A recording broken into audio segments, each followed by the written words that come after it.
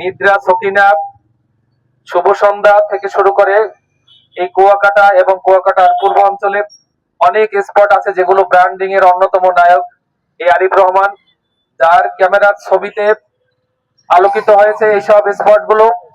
আপনারা জানেন, একজন একজন পরিবেশ কর্মী স্বাভাবিক পর্যায়ে তিনি যে কাজ কর্মগুলি করেন তার দৃষ্টিতে সবসময় সে নিঃস্বার্থভাবে কাজগুলো করেন। কিন্তু আমরা দেখে আসছি বিগত দিনে যেসব স্পট গুলো ব্র্যান্ডিং হয়েছে বাংলাদেশে, তার মধ্যে নিদ্রা সকিনা একটি অন্যতম। তিনি বরাবরই বিগত দিনে যেসব আরো যে স্পট গুলি ব্র্যান্ডিং হয়েছে, বিশেষ করে পেয়ারা বাগান, শাপলা বিল, এসব ক্রেডিট কিন্তু কখনোই সে নেননি এবং চাননি। এবং নিদ্রা সকিনা ইতিমধ্যে যে সারা বাংলাদেশে যে ব্র্যান্ডিং হয়েছে একটা প্রকৃতির পর্যটন হিসাবে, নিখুঁত পরিবেশ এবং সুন্দর পরিবেশে, এমনকি কুয়াকাটা অঞ্চলের মানুষও সেখানে ঘুরতে যায়, এমন চমৎকার একটা স্পট। সেই স্পটটিকে পরিবেশের আওতায় এনে সে চেয়েছিল, এবং পরিবেশ কর্মী যারা আছে এবং পর্যটন কর্মী যারা আছে তারা সবসময় চাইছে সেটাই, যে প্রকৃতি যেভাবে লালন করছে এই নিদ্রা সকিনাকে সেভাবেই থাকুক। কিন্তু দুর্ভাগ্য হলো কিন্তু স্বার্থান্বেষী মানুষ তারা এটাকে এখান থেকে ফায়দা লোটার জন্য, ব্যবসা করার জন্য কংক্রিট সহ অপরিকল্পিত উন্নয়নের হাত দেওয়ার কারণেই তার প্রতিবাদ আসে। যার হাতে এই এই স্পটটি লালিত হয়েছে এবং ব্র্যান্ডিং হয়েছে, তাকে নানান ষড়যন্ত্রে এখন বিপদে ফেলানোর জন্য এবং তার নামে দুর্নাম, তার ব্যাপারে দুর্নাম ছড়ানোর জন্য তারা বিভিন্ন রকমের চেষ্টা চালাচ্ছে, মানববন্ধন সহ নানান কর্মসূচি তারা করে যাচ্ছে।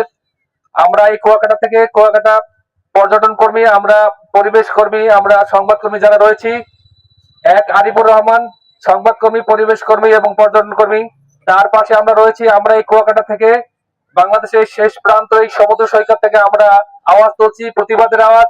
যারা তার বিরুদ্ধে এই ষড়যন্ত্র করে যাচ্ছে এবং করছে, প্রশাসনের দৃষ্টি আকর্ষণ করছি, আপনারা দ্রুত বের করুন এই নাটের গুরু কারা, কারা এর পিছনে রয়েছে, কারা পরিবেশ ধ্বংস করতে চায়, কারা পর্যটন ধ্বংস করতে চায়, এবং যারা পরিবেশ নিয়ে কথা বলছে, যারা পর্যটন নিয়ে কথা বলছে, তাদের বিরুদ্ধে যারা যারা সংবাদ কর্মী রয়েছে, কারা কারা এদের বিরুদ্ধে পিছনে থেকে এদেরকে ছোট করার চেষ্টা করছে, বিপদে ফেলানোর চেষ্টা করছে এবং মিথ্যে তথ্য তারা প্রকাশ করে, তাদেরকে হেয় করার চেষ্টা করছে, এগুলো বের করার জন্য এবং দৃষ্টান্তমূলক শাস্তি দেওয়ার জন্য আমরা রিকোয়েস্ট করছি, আমরা অনুরোধ জানাচ্ছি প্রশাসনকে।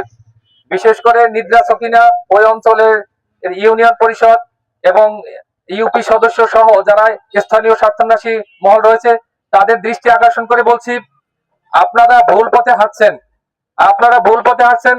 যার কারণে এই নিদ্রা সকিনা আলোকিত হয়েছে, একটা পর্যটন স্পট আজকে বাংলাদেশে ছড়িয়েছে, বিভিন্ন জায়গা থেকে টুরিস্ট আসছে ওখানে, আপনাদের ভাগ্য উন্নয়ন হচ্ছে, আপনাদের রুটি রোজগার হচ্ছে, যার কারণে তাকে নিয়ে আজকে আপনারা ষড়যন্ত্র করছেন।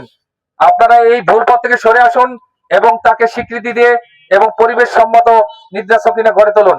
আর যদি আপনারা ঠিক এই মিথ্যে ষড়যন্ত্রের পথে হাঁটেন, তবে আমরা আওয়াজ তুলছি এই কুয়াকাটা থেকে, আমরা পর্যটন কর্মী, সংবাদ কর্মী এবং পরিবেশ কর্মী যারা রয়েছে একাত্র হয়ে আমরা প্রতিবাদ করব।